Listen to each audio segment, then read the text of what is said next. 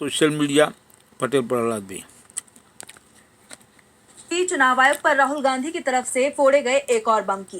तेजस्वी यादव के ऐलान से घबराई नीतीश सरकार की। जानेंगे बिहार विधानसभा चुनाव को लेकर कांग्रेस का क्या है प्लान।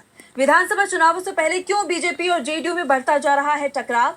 देखेंगे बीजेपी अध्यक्ष के चुनाव को लेकर गडकरी के बयान को। और बुलेटिन के आखिर में देखेंगे जाने माने कार्टूनिस्ट इरफान की किस खबर पर पड़ी तिरछी नजर। लेकिन दिन भर की तमाम बड़ी खबरों से पहले एक नजर आज की सुर्खियों पर। मेरे बयान को गलत तरीके से पेश किया गया। खजुराहो मंदिर विवाद पर सीजेआई गवाही ने दी सफाई। बोले मैं सभी धर्मों का करता हूं सम्मान। पूर्व सपा सांसद आजम खान को मिली जमानत। क्वालिटी बार मामले में मिली जमानत। जेल से बाहर आने का रास्ता हुआ साफ। बीजेपी के महिला सम्मान वाले दावे की खुली पोल। केरल से पार्टी सांसद सुरेश गोपी ने बुजुर्ग महिला से किया दुर्व्यवहार। बोले ज्यादा बात मत करो, मैं देश का मंत्री हूं। और हरे निशान पर बंद हुआ शेयर बाजार। 320 अंकों की बढ़त के साथ 83,013 पर बंद हुआ सेंसेक्स, तो वहीं 93 अंकों की बढ़त के साथ 25,423 पर बंद हुआ निफ्टी। ये तो थी सुर्खियां। अब बात आज की सबसे बड़ी खबर की। वोट चोरी को लेकर राहुल गांधी के चुनाव आयोग पर हमले तीखे होते जा रहे हैं और अब तो राहुल गांधी ने चुनाव आयोग को अल्टीमेटम भी दे दिया है। राहुल ने वोट चोरी का बड़ा खुलासा करते हुए कहा है कि जो जानकारी अब चुनाव आयोग से मांगी जा रही है उसका वो खुलासा करे, वोट चोरों को बचाने की कोशिश ना करे। वैसे कांग्रेस नेता ने सीधे सीधे चुनाव आयोग को ही वोट चोरी के कटघरे में खड़ा कर दिया है। तो क्या कुछ कहा राहुल गांधी ने, देखिए इस रिपोर्ट में। राहुल ने वोट चोरी पर बड़ा खुलासा किया, लेकिन ये भी कह दिया कि हाइड्रोजन बम का आना अभी बाकी है, यानी पिक्चर अभी बाकी है, सिर्फ ट्रेलर दिखाया जा रहा है। राहुल ने ये भी बता दिया कि इस बार उन्होंने जो खुलासा किया है उसके बारे में जानकारी चुनाव आयोग से ही मिली है। Election commissioner of India is protecting the people who have destroyed Indian democracy. I'm also going to show you करीब 31 मिनट के प्रेजेंटेशन में राहुल ने 2023 के कर्नाटक विधानसभा चुनाव में आलंद सीट की बात करते हुए कहा कि किसी ने 6018 वोट डिलीट करने की कोशिश की। इसकी संख्या ज्यादा भी हो सकती है। हमें नहीं पता कि कुल कितने वोट डिलीट किए गए। आलंद में जिन वोटर्स के नाम डिलीट किए गए उनको हटाने के लिए दूसरे राज्यों में ऑपरेट हो रहे मोबाइल नंबर का इस्तेमाल किया गया। राहुल गांधी ने मंच पर उन लोगों को पेश किया जिनके वोट डिलीट किए गए। ये भी दावा किया कि महज 36 सेकंड के भीतर 2 फॉर्म भर दिए गए। इतनी जल्दी ये काम कैसे हो गया? इसका जवाब चुनाव आयोग को देना चाहिए और ये काम सुबह 4:07 पर होता है। वोटों की हेराफेरी उन बूथों पर की गई जहां 2018 में कांग्रेस को जीत मिली थी। राहुल ने कहा कि कर्नाटक सीआईडी ने 18 महीनों में 18 लेटर भेजे हैं, लेकिन कोई जवाब नहीं मिला। सीआईडी ने पूछा कि वो आईपी एड्रेस दिए जाएं जहां ये फॉर्म भरे गए। इसके अलावा डिवाइस की लोकेशन और ओटीपी ट्रेल भी दी जाए। इस बारे में भी कोई जवाब चुनाव आयोग से नहीं मिला है। राहुल के आरोपों पर चुनाव आयोग की प्रतिक्रिया आई। आयोग ने राहुल के सभी आरोपों को हर बार की तरह खारिज कर दिया, लेकिन राहुल ने तुरंत ही पलटवार करते हुए कहा कि आयोग से जो सवाल किए गए हैं उनका जवाब आयोग दे। राहुल ने 1 सप्ताह का अल्टीमेटम भी दे दिया है। राहुल ने जो खुलासा किया उसके बाद बीजेपी भी चिंता में दिख रही है, इसलिए बीजेपी की तरफ से चुनाव आयोग के समर्थन में प्रतिक्रियाएं दी जा रही हैं और इस पर भी कांग्रेस ने सवाल उठाए हैं। सवाल आयोग पर उठ रहे हैं, जवाब बीजेपी क्यों दे रही है, जबकि राहुल ने बीजेपी का नाम तक नहीं लिया। वोटर लिस्ट में बड़े पैमाने पर गड़बड़ी हो रही है और चुनाव आयोग उसे छिपाने की कोशिश कर रहा है, लेकिन अब राहुल के अल्टीमेटम से चुनाव आयोग के साथ बीजेपी के अंदर भी चिंता दिखाई दे रही है, क्योंकि इसका असर बिहार विधानसभा चुनाव में देखने को मिल सकता है, जहां राहुल गांधी की वोटर अधिकार यात्रा के बाद तेजस्वी यादव बिहार अधिकार यात्रा निकाल रहे हैं। तेजस्वी ने भी सभी को नौकरी देने का ऐलान भी कर दिया है, जिसने एनडीए की चिंता बढ़ा दी है। देखिए रिपोर्ट। बिहार में विधानसभा चुनाव से पहले दावों और वादों का दौर चल पड़ा है। दोनों तरफ से तमाम तरह के ऐलान किए जा रहे हैं, जिससे सियासी सरगर्मियां तेज हो गई हैं। इसी सिलसिले में आरजेडी नेता तेजस्वी यादव ने एक बड़ी बात कह दी है। अपनी बिहार अधिकार यात्रा के दौरान तेजस्वी ने ऐलान किया कि इस बार के चुनाव में अगर महागठबंधन की सरकार बनती है तो बिहार के हर एक युवा को नौकरी दी जाएगी। जब हमारी सरकार बनेगी, जिस छात्र छात्राओं के पास डिग्री होगा, जिन नौजवानों के पास डिग्री होगा, तेजस्वी उसको तो हर खाली हाथ बैठने नहीं देगा। हर हाथ, जिसके पास भी डिग्री होगा, हर हाथ नौकरी और काम तेजस्वी दिलाने का काम करेगा। तेजस्वी ने अपनी बात पर जोर देते हुए कहा कि बिहार में बढ़ता अपराध और भ्रष्टाचार राज्य के विकास में सबसे बड़ी बाधा है और इसे खत्म किया जाएगा। इन सब के बीच तेजस्वी के सभी को रोजगार वाले वादे को काफी बड़ा और अहम माना जा रहा है। इसे लेकर अब आरजेडी ने सोशल मीडिया प्लेटफॉर्म एक्स के जरिए नीतीश कुमार की सरकार पर तीखा हमला बोला है। आरजेडी ने लिखा, तेजस्वी यादव सभी युवाओं को नौकरी रोजगार देने की बात कर रहे हैं, वहीं नीतीश कुमार 2 साल के लिए 1000 रुपया बेरोजगारी भत्ता देने का प्रलोभन दे रहे हैं। नीतीश जी की सोच में ही खोट है। नीतीश सरकार की घोषणा में ही नौकरी रोजगार देने में असमर्थता की स्वीकारोक्ति है। तेजस्वी के इस दावे और आरजेडी के इस हमले ने रोजगार के मुद्दे को इस चुनाव में काफी अहम बना दिया है, जिससे राज्य की एनडीए सरकार की मुश्किलें बढ़ गई हैं। इन सब के बीच ये देखना दिलचस्प होगा कि आरजेडी का ये वादा उसे इस चुनाव में कितना फायदा पहुंचा पाता है। तो साथ ही एनडीए की तरफ से इस वादे पर कोई प्रतिक्रिया सामने आती है या नहीं, इस पर भी सबकी निगाहें टिकी हुई हैं। बिहार अधिकार यात्रा को मिल रहे समर्थन ने चुनाव के रुझान भी बता दिए हैं। तो उसे और मजबूत करने के लिए कांग्रेस ने पटना में वर्किंग कमेटी की बैठक बुला ली है। इसमें कांग्रेस अध्यक्ष मल्लिकार्जुन खड़गे और राहुल गांधी भी शामिल होंगे। तो क्या है कांग्रेस का पूरा प्लान, जानने के लिए देखिए ये रिपोर्ट। वोटर अधिकार यात्रा के बाद अब बिहार में कांग्रेस की बड़ी बैठक होने वाली है। पार्टी ने 24 सितंबर को पटना में कांग्रेस कार्य समिति यानी CWC की बैठक बुलाई है। इस बैठक में पार्टी अध्यक्ष मल्लिकार्जुन खड़गे, लोकसभा में नेता विपक्ष राहुल गांधी सहित पार्टी के तमाम दिग्गज नेता मौजूद रहेंगे।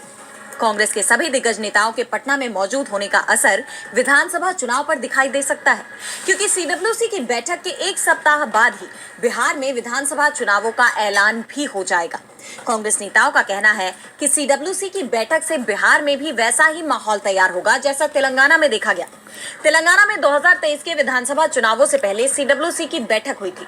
पार्टी ने इस दौरान एक बड़ी रैली का भी आयोजन किया था, जिसे रोकने की कोशिश उस समय की BRS सरकार की तरफ से की गई थी, लेकिन BRS की कोशिशें फेल साबित हुई थी और कांग्रेस की रैली में 10 लाख से ज्यादा लोग शामिल हुए। इसका असर विधानसभा चुनाव में दिखाई दिया और तेलंगाना में पहली बार कांग्रेस ने बड़े बहुमत के साथ सरकार बनाई। ऐसा ही असर अब बिहार में भी देखने को मिल सकता है। कांग्रेस कार्य समिति की इस बैठक को राज्य में अपने कार्यकर्ताओं में उत्साह भरने के रूप में भी देखा जा रहा है। पार्टी मैसेज देने की कोशिश कर रही है कि वो कार्यकर्ताओं की लड़ाई में उनके साथ है। इस बीच प्रदेश चुनाव समिति की भी बैठक हुई, जिसमें उम्मीदवारों के नामों पर चर्चा की गई। वैसे अभी तक महागठबंधन में सीटों का बंटवारा नहीं हुआ है, लेकिन कांग्रेस ने उन सीटों पर उम्मीदवारों के नाम को अंतिम रूप देने का काम शुरू कर दिया है, जो सीटें उसके खाते में तय मानी जा रही हैं।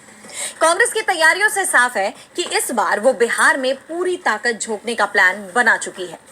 एक तरफ बिहार में महागठबंधन तेजी से मजबूत होता जा रहा है, तो वहीं एनडीए के अंदर टकराव बढ़ता जा रहा है। एक सप्ताह में बीजेपी के तीनों दिग्गज नेता पीएम मोदी, पार्टी अध्यक्ष जेपी नड्डा और गृह मंत्री अमित शाह बिहार के दौरे पर पहुंचे। नड्डा से तो नीतीश ने मुलाकात से ही इनकार कर दिया। शाह से मुलाकात की, लेकिन सीटों पर बात नहीं बन पाई और 20 मिनट में ही नीतीश वापस लौट गए। तो क्यों एनडीए में नहीं सुलझ पा रहा पेच, जानने के लिए देखिए रिपोर्ट। बिहार में विधानसभा चुनाव को लेकर एनडीए के भीतर सीट बंटवारे को लेकर चल रहा संग्राम गहराता जा रहा है। हाल ही में बीजेपी के राष्ट्रीय अध्यक्ष जेपी नड्डा के बिहार दौरे के वक्त सीएम नीतीश कुमार की उनसे मुलाकात न होने को लेकर ये अटकलें तेज हो गई थी कि नीतीश सीट बंटवारे में हो रही देरी से नाराज है। माना जा रहा है कि इसी वजह से बीजेपी ने तुरंत कदम उठाते हुए गृह मंत्री अमित शाह को पटना भेजा, जहां उन्होंने मुख्यमंत्री नीतीश कुमार से एक होटल में मुलाकात की। ये मुलाकात एनडीए में सीट बंटवारे का अंतिम फॉर्मूला निकालने के लिए बहुत अहम मानी जा रही थी, लेकिन जानकारों की माने तो अभी भी जेडीयू और बीजेपी के बीच सहमति नहीं बन पाई है। बीजेपी ना तो जेडीयू को ज्यादा सीट देने को तैयार दिखाई दे रही है और न ही नीतीश को सीएम उम्मीदवार घोषित कर रही है, जिसके चलते ही नीतीश कुमार ने बीजेपी अध्यक्ष से मुलाकात नहीं की थी। वैसे इस खींचतान में सिर्फ 2 ही पार्टियां नहीं है।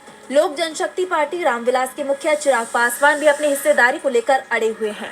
चिराग ने खुद को नमक बताकर ये इशारा दे दिया है कि अगर उनकी मांगे पूरी नहीं हुई तो उनके पास महागठबंधन में जाने का विकल्प भी खुला है। वहीं हिंदुस्तानी आवाम मोर्चा के अध्यक्ष जीतन राम मांझी ने तो साफ कह दिया है कि अगर उन्हें सम्मानजनक सीटें नहीं मिली तो वो अकेले 100 सीटों पर चुनाव लड़ सकते हैं। इसी खींचतान ने बीजेपी की चिंता बढ़ा दी है। माना जा रहा है कि अगर जल्द ही इस मामले को सुलझाया नहीं गया तो इसका सीधा असर चुनाव नतीजों पर पड़ सकता है। अब देखना ये होगा कि अमित शाह की मुलाकात से क्या कोई ठोस रास्ता निकलता है या ये खींचतान चुनाव से पहले एनडीए के लिए मुसीबत खड़ी करती है। बिहार एनडीए में सीट बंटवारे को लेकर पेच फंसा हुआ है, तो बीजेपी के अंदर भी अध्यक्ष पद को लेकर पेच फंसा हुआ है। जेपी नड्डा 2.5 साल से ज्यादा एक्सटेंशन पर चल रहे हैं और अब जब केंद्रीय मंत्री नितिन गडकरी से इसे लेकर सवाल किया गया तो उन्होंने जो जवाब दिया उससे बीजेपी हाईकमान ही सवालों में फंस गया है। देखिए रिपोर्ट। बीजेपी के राष्ट्रीय अध्यक्ष के चुनाव में हो रही देरी को लेकर राजनीतिक गलियारों में अटकलें तेज हैं और अब पार्टी के पूर्व अध्यक्ष और केंद्रीय मंत्री नितिन गडकरी के एक हालिया बयान ने इन अटकलों को और हवा दे दी है। एक कार्यक्रम में जब नितिन गडकरी से बीजेपी के नए राष्ट्रीय अध्यक्ष के चयन में हो रही देरी और आरएसएस के साथ संबंधों में कथित तनाव को लेकर सवाल किया गया तो उन्होंने कहा कि आपका सवाल तो सही है, लेकिन आपने गलत आदमी से पूछ लिया। इसका जवाब तो जेपी नड्डा दे सकते हैं। गडकरी के इस बयान को लेकर माना जा रहा है कि पार्टी के भीतर अंदरूनी असहमति और संवाद की कमी बनी हुई है, जबकि पीएम मोदी ने हाल ही में आरएसएस की तारीफ की थी और मोहन भागवत के जन्मदिन पर लंबा चौड़ा लेख भी लिखा था, लेकिन इस पर भागवत की तरफ से सार्वजनिक तौर पर कोई ऐसी प्रतिक्रिया नहीं आई है। ये स्थिति बीजेपी और आरएसएस के बीच सब कुछ ठीक न होने के संकेतों को मजबूत करती है। बीजेपी के अध्यक्ष पद को लेकर चल रही खींचतान की कई वजहें बताई जा रही हैं। एक तरफ चर्चा ये है कि क्या नितिन गडकरी खुद एक बार फिर से इस पद के लिए दावेदार हो सकते हैं। उनके बयान को इस तरह भी देखा जा रहा है कि वो पार्टी के अंदरूनी मामलों में अपनी असहमति को एक खास तरीके से व्यक्त कर रहे हैं। वहीं दूसरी तरफ जेपी नड्डा का कार्यकाल लगातार बढ़ता ही जा रहा है, जिससे ये सवाल उठ रहे हैं कि क्या पार्टी और संघ किसी एक नाम पर सहमति नहीं बना पा रहे हैं। जानकारों का मानना है कि गडकरी का जवाब हल्का फुल्का नहीं था, बल्कि ये एक गहरा संकेत था कि बीजेपी के शीर्ष नेतृत्व में संवाद की कमी है। अगर ऐसी ही स्थिति बरकरार रही तो इससे आने वाले वक्त में बीजेपी की मुश्किलें बढ़ सकती हैं। बीजेपी में अध्यक्ष पद को लेकर टकराव थमता नहीं दिखाई दे रहा, तो वक्फ संशोधन कानून को लेकर भी टकराव नहीं थम रहा है। सुप्रीम कोर्ट ने वक्फ कानून के कुछ प्रावधानों पर रोक जरूर लगाई है, लेकिन मुस्लिम संगठनों की कई मांगे नहीं मानी गई हैं, जिसके चलते अब उन्होंने एक बार फिर से मोर्चा खोल दिया है। कानून को लेकर एक बार फिर बड़ा आंदोलन छिड़ सकता है। मोदी सरकार के इस कानून के खिलाफ पहले ही काफी विरोध देखा गया। मामला सुप्रीम कोर्ट तक पहुंचा और जिन प्रावधानों को लेकर खास तौर पर विरोध जताया गया, ऐसे कई प्रावधानों पर कोर्ट ने रोक लगा दी, जिसे मोदी सरकार के लिए बड़ा झटका माना गया। लेकिन कोर्ट के फैसले के बावजूद इस कानून का विरोध नहीं थमा। All India Muslim personal law board यानी AIMPLB कोर्ट के इस फैसले से संतुष्ट नहीं है। ऐसे में अब उसने एक बार फिर सड़क पर उतरने का ऐलान कर दिया है। AIMPLB ने घोषणा की कि वक्फ संशोधन कानून के खिलाफ हम दिल्ली के जंतर मंतर पर 24 सितंबर को धरना और गिरफ्तारी देंगे। मुसलमानों से अपील है कि 26 सितंबर को सभी मुसलमान अपने ऑफिस और दुकानों को सुबह 8 बजे से 2 बजे तक बंद रखें। वक्फ संशोधन कानून हमें मंजूर नहीं का बोर्ड लगाएं। इसके बाद 16 नवंबर को दिल्ली के रामलीला मैदान में हम बड़ी रैली करेंगे। इस दौरान राज्यों के गवर्नर हाउस का घेराव भी करेंगे। AIMPLB की तरफ से ये भी कहा गया कि बोर्ड वक्फ संशोधन कानून के खिलाफ राष्ट्रपति भवन तक मार्च भी करेगा।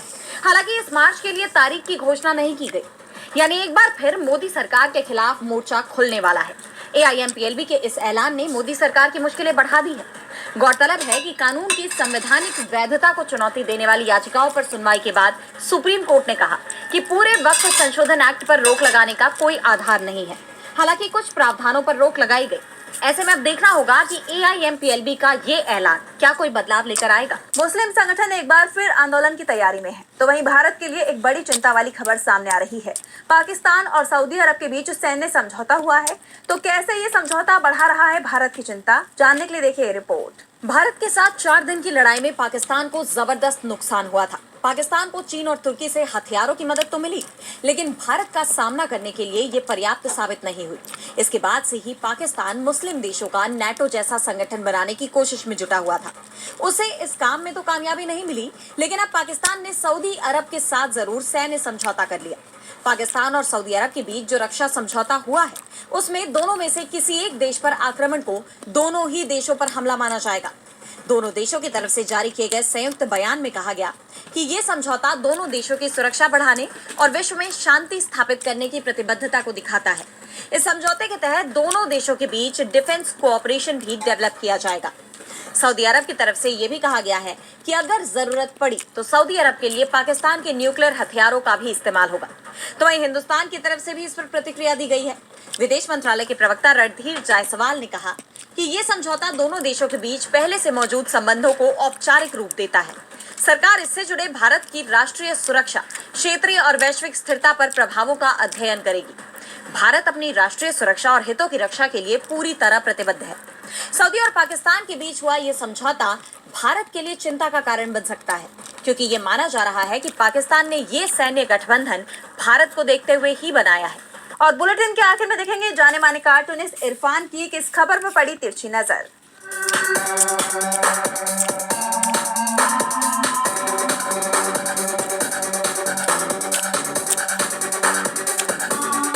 बीजेपी का एक खास तरीका है कि जो भी प्रयोग को करती है और अगर उसमें सफल हो जाती है तो उसको वो दूसरी जगह भी करती है। ये काम यहाँ पर इस बार बीजेपी ने नहीं बल्कि उनके साथी नीतीश कुमार ने बिहार में कर दिया है। उन्होंने बेरोजगार ग्रेजुएट जो युवा हैं उनको 1000 रुपये महीना बेरोजगारी भत्ता देने की पेशकश की है। जैसे कि मध्य प्रदेश में 1200 रुपये लाडली बहना को दी जाती है, तो यहाँ पर लाडले भैया हो जाएंगे। अब कि इसका असर क्या होगा? फिलहाल तो नीतीश बाबू बेरोजगारी भत्ता देने से ही जब काम चल रहा है तो रोजगार देने की फिर जरूरत ही क्या है?